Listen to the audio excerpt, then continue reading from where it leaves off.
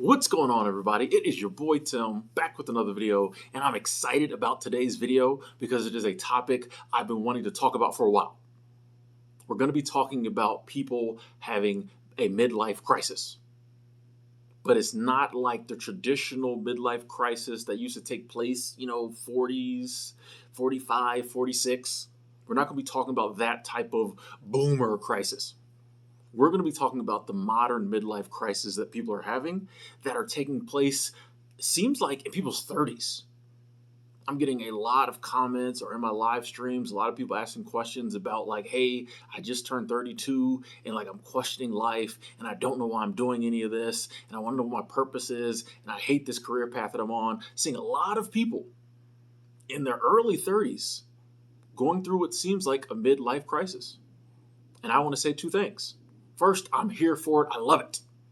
I think it's great. If you are going through a midlife crisis now and you're in your 30s, you're in good company. I think it's a good thing. And secondly, I want to say I have no clue what the plural of midlife crisis is. Is it crises? Crisi? Crisis? I have no clue. So I'm probably going to be using all kinds of different words that are incorrect in this video. Please feel free to correct me in the description box below. But let's get started with the video. And I just want to say that if you're in your 30s and you're going through this, I totally get it. I understand it. I think because of the world we live in, it's normal. Because of how the world is in 2021, I think it's normal that we're starting to question these things and struggle with this stuff in our 30s. I know me, I was around 33, 34 when I started having the thoughts that led to the current life I'm living. And it's weird if you go back and check my YouTube, because I was doing YouTube at the time. If you go back and check my YouTube videos, you can clearly see where I started pulling away and just started questioning things and wanting to talk about different topics, different things. When I go back and look at my YouTube history, yeah, I can see where I just veered off. Where suddenly it wasn't enough to just go to work and come home and make comic book videos and talk about, partying and drinking and women or all the other stuff I talked about. Suddenly I started just questioning, what is this? What do I, am I really happy? Is this what I want to do? Well, what do I want to do? What really have I been doing? And it was right around 33 for me. That led me to doing a lot of different research, 34. And then, when I turned 35, I kind of started on the path I'm on now. So I totally get it. And when I look back at myself, I realized that by the time I turned 33, I'd been working for 15 years. Okay? A lot of us, once we get in our 30s, once you hit 30, you've already been working 10 to 12 years, 33 to 35, you've been working 15 plus years. That's a long time to be a grown up and be out there. And I think that in prior generations, where all the things they still tell us to do to have a good life still kind of worked, I think it took longer. And I think you started to, for different reasons, have a midlife crisis. I think in the past, it took you, 25 years of working before you kind of stopped and thought about it. And I think that's because back then, the whole, I feel like the job market was better. I feel like back then you could work for a company for 40, 50 years, get a decent retirement. Back then you could afford on just one salary, definitely on two, to have a really nice house. Okay. A couple cars if you wanted them. Your college was paid off. College wasn't as expensive. Houses weren't as expensive. You could afford to raise kids, have a house without being in all this crazy debt. So I think midlife crises in the past were more just that, midlife. You just were kind of looking at your life as a whole and be like, oh, my life is halfway over. Let me make sure I'm doing the things I want to do.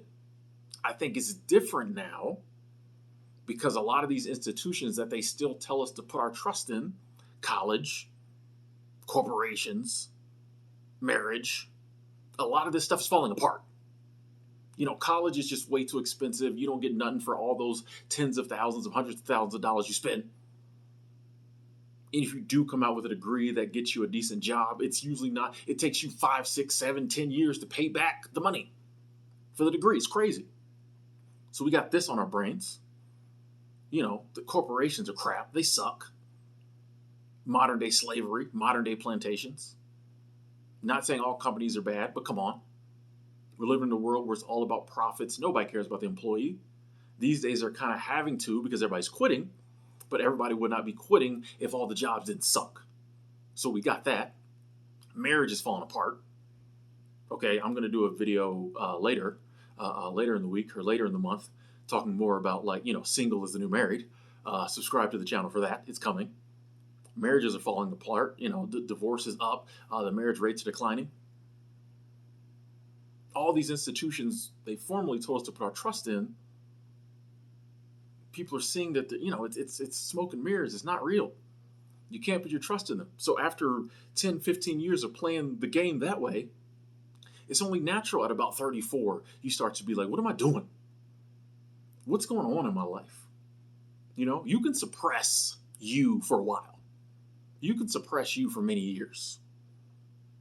But the worse the system you're in is, the harder it is to suppress that part of you that's like, what is going on? And I know a lot of people, 30, 31, 32, 35, they can't suppress it anymore. It's just coming up and being like, is this going to be the rest of my life? Especially too, since we're living longer. We're living longer. So at 35, you might have another 50, 60 years. It's only natural you stop and be like, wow, am I really going to this is the rest of my life? I got another 45, 50, 60 years of this. What am I doing? I think it's only natural that it hits us earlier. And I think it's good because the sooner you start making changes to get the life you really want to live, the better. I think a midlife crisis is a great thing whenever it hits you. The earlier, the better. That is, if you do something with it, something productive. Now, sometimes people have crisis in their life and it leads them towards addiction or vice, or they go out and blow money doing all this crazy stuff. I don't know. Do you? Do whatever you feel you need to do.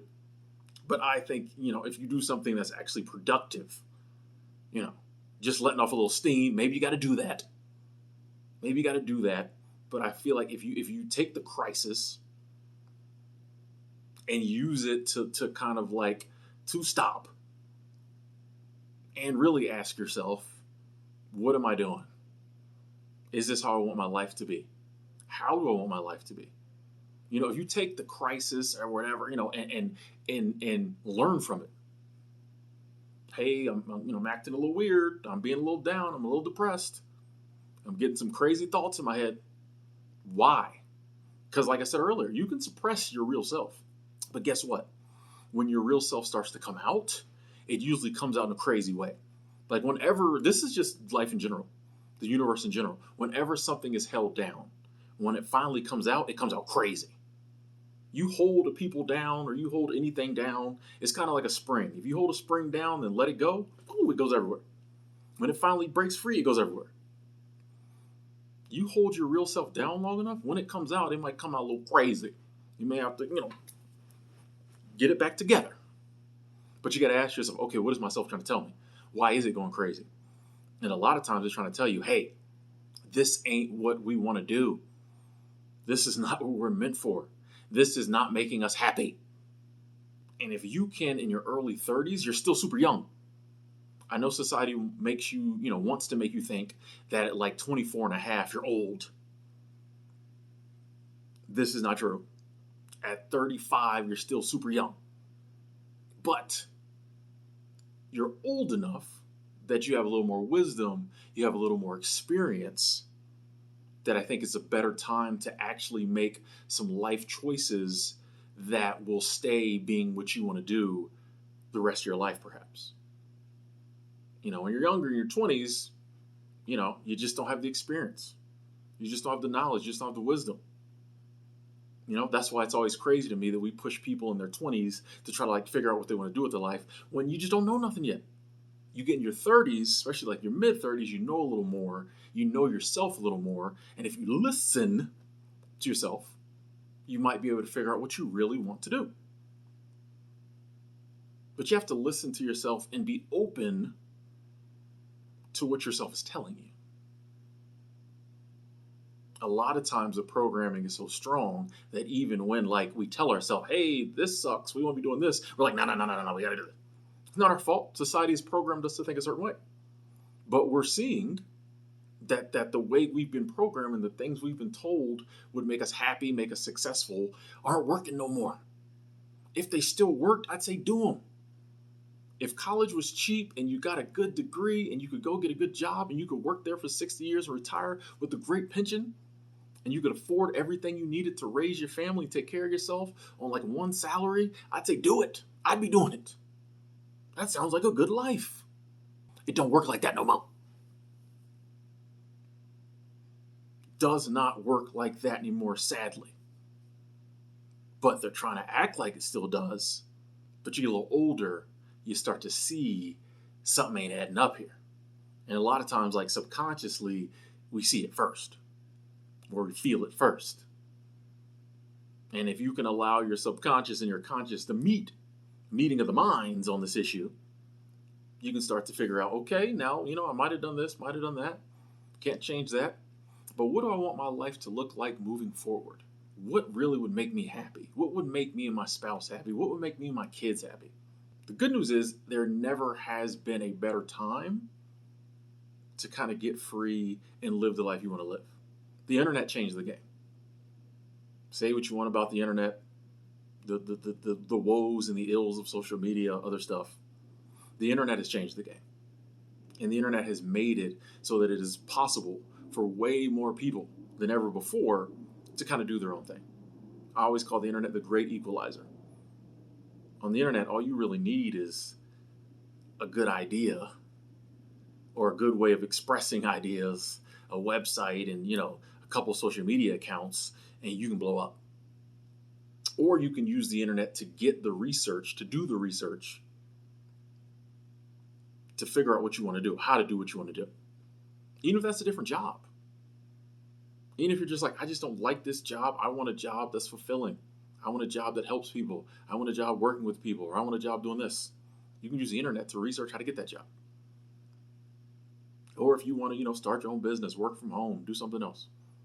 Everybody's different. So everybody's answer to their midlife crisis, or whatever you want to call it, will be different. And that's how it's supposed to be. That's how it's supposed to be. The fact that so many of us in our 30s, even though I'm in my 40s now, I'm including myself because that's when it hit me. The fact that so many of us are just losing it is because society tries to sell you this cookie cutter path in life that no longer works, and it doesn't fit for 90% of us. And we need to figure out what path works for us. Because I'm living proof that you can go through a crisis, go through a stage where you don't really know what you want to do, but you take the time to figure out what it is, do your research, you can change your life. My life has changed drastically since 35. Like I said earlier, on my YouTube channel, you can see where I started veering off at like 33, 34. At 35, I was out there. It went from me sitting in my living room doing comic book videos to then, I was doing a little more minimalism and other stuff, to me being all over the country doing videos in all these different places. Because for me, it was identifying that I wanted to travel more. I wanted to see the country. Florida was cool, but I'd seen it. My friends were cool, but I wanted more. To meet new people, I wanted to see new stuff. I needed new experiences on a regular basis. Like I said, this is just me. This may not be for everyone. But for me, I needed new experiences on a regular basis. I needed to be challenged. I needed to be shaken out of my comfort zone. I needed to feel alive. I did not feel alive at my life at 33, 34. It was a good life. It was cool. But a part of me was just like, this is what we're going to do for the rest of our life? Like, something started nagging me. So when you have those feelings, don't try to suppress them even more. It is a great thing if you're in your 30s and you're finding yourself questioning life, questioning what you're doing, questioning the choices you made in the past. That is a good thing. Lean into it. Lean into it. Start asking more questions. Well, what do I want to do? What job do I want to work? Where do I want to live? Who do I want to date? How do I want my 40s to look? How do I want my 50s to look? How do I want my 60s, my 70s, my 80s, my 90s to look? And then do the research to figure out what you need to do to make that happen. Because if you're already questioning life and your choices at 32, it's not going to get any better unless you make it get better. And what you don't want to happen is for you to just keep suppressing it. And then at 42, it just boils over and really gets to you. And you do something all kind of crazy. Or you're just super, super, super depressed by that time. You're too depressed to even have a crisis. You just, you don't want to be that depressed. You're like, I wish I could have a midlife crisis. I'm just too depressed. Then they're going to fill you full of like pills and stuff, and you're going to be a friggin' zombie. Get it out your system now. You're not the only one. Like I said, so many people I'm talking to saying the same thing. Just seems like something changed in me. I'm just not happy. I just don't know what I want to do. Like, this is great, people. Embrace it. Embrace it. It's good. You've woken up. Basically, you're waking up. What you're doing is waking up. And we're waking up a lot earlier these days, I think, than our parents or our grandparents did. And that's great. That's great. Wake up, get the colds out of your eyes, splash some water on your face, and figure out what you want to do with this life. Only you can figure out what you want to do with your life. Just like I was the only person who could figure out what I want to do. But the cool thing is, once you figure it out and once you start working towards it, and then once you achieve it, it is like the best feeling in the world. When you are like living the life that you said a year ago, 6 months ago, 2 years ago, you want it, when you get it, and you get to wake up every day and live it, it is one of the best feelings in the world. This is why I talk so much about this on this channel. Because there are so many days where I'm just like in the midst of living my life. I stop and I'm like, I'm doing it. You know what I mean? Like, I'm just like, it's almost surreal. I'm like, I almost feel like I'm outside of my life looking at it. And I'm like, wow, it's happening. And that's a beautiful feeling. That is the feeling we're supposed to have about life, right? We're supposed to have that feeling. We're not supposed to be down. We're not supposed to hate our life. We're not supposed to think that life sucks and you die. No. Life should be this beautiful, wonderful experience, and while it might have some times that aren't, what we would have asked for, there will be pain, there will be suffering, but as a whole, life should be this wonderful experience that you're living, doing the things you want to do, and it is possible. But a big part of it, probably the biggest part of it, is just being willing to let those feelings come up, embrace them, learn from them, and act on them. So that you can go from having a midlife crisis at 31 to like living your dream life at 33. Anyway, I'm Tim. Thank you so much for watching. Like I said, this was a topic I really want to talk about. I also would love to hear your thoughts on this. How old are you?